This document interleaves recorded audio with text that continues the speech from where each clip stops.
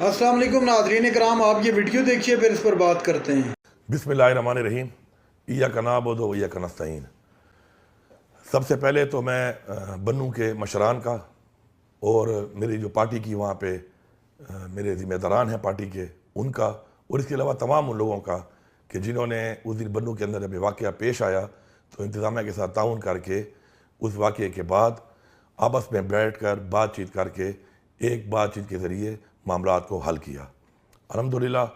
آج ایک کمیٹی تشکیل کر لی ہے مشران نے وہاں پر، اور انشاءاللہ کل وہ کمیٹی آ کر میرے ساتھ آ کے بات کرے گی، اور انشاءاللہ ہم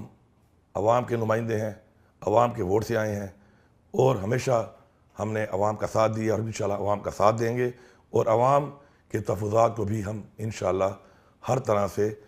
پورا کریں گے اور پورا اتریں گے، اور یہی ہماری ذمہ داری بھی ہے اور ہمارا فرض ہے، اور عوام کا یہ حق بھی ہے ہمارے اوپر بحیثیت حکومت۔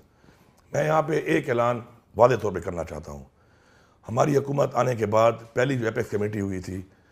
15 دن کے اندر جو ہم نے کی تھی، اس کے اندر میں نے واضح طور پہ کہا تھا کہ یہ جو کچھ سرکاری اہلکار بن کر اپنے آپ کو سرکار کے کسی ادارے کے ساتھ منسلک کر کے یہ جو مسلح لوگ کچھ اپنے ٹھکانے بنا کر گھوم رہے ہیں اور سرکاری اور غیر سرکاری معاملات میں مداخلت کر رہے ہیں، اس کے اوپر میری پولیس کے بھی تحفظات ہیں، حکومت کے بھی تحفظات ہیں، اور عوام کے پختونخوا کے عوام کے بے تحاشا تحفظات ہیں، اور کئی سالوں سے ہیں۔ میں نے نیشنل ایکشن پلان کی جو ہماری میٹنگ ہوئی وہاں پر اس کے اندر بھی اس بات کی نشاندہی کی، اور آج واضح طور پہ میں یہ اعلان کر رہا ہوں اور میں پولیس کو یہ آرڈر کر رہا ہوں کہ اس کے بعد ایسا کوئی بھی شخص، ایسے عناصر کہیں پر بھی مسلح طور پر اگر پائے جاتے ہیں تو ان کو پولیس گرفتار کرے اور ان کے خلاف سخت قانونی کارروائی کرے۔ اگر ان کے کوئی ٹھکانے موجود ہیں تو ان ٹھکانوں پر بھی پولیس ان ٹھکانوں کے اوپر جا کر کارروائی کرے اور یہ ٹھکانے خالی کروائے اور کارروائی کرے، سختی سے کارروائی کرے۔ اور یہ اعلان پورے صوبے کے لیے ہے، اور پورے صوبے کے عوام سے میری گزارش ہے کہ دہشت گردی کے خلاف جنگ عوام کے بغیر نہیں لڑی جا سکتی۔ آپ بھی نشاندہی کریں۔ میں یہاں پر ضروری سمجھتا ہوں کہ دہشت گردی کے خلاف جنگ میں ہماری فوج نے جو قربانی دی، ہماری پولیس نے جو قربانی دی، اور ہماری عوام نے جو قربانی دی، میں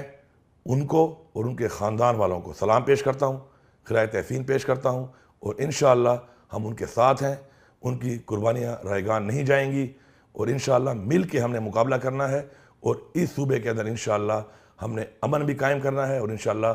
دہشت گردی کا بھی خاتمہ کرنا ہے۔ آپ سب کا بہت شکریہ۔ ناظرین کرام، آپ نے ویڈیو دیکھی وزیر اعلیٰ خیبر پختونخوا علی امین خان گنڈاپور کا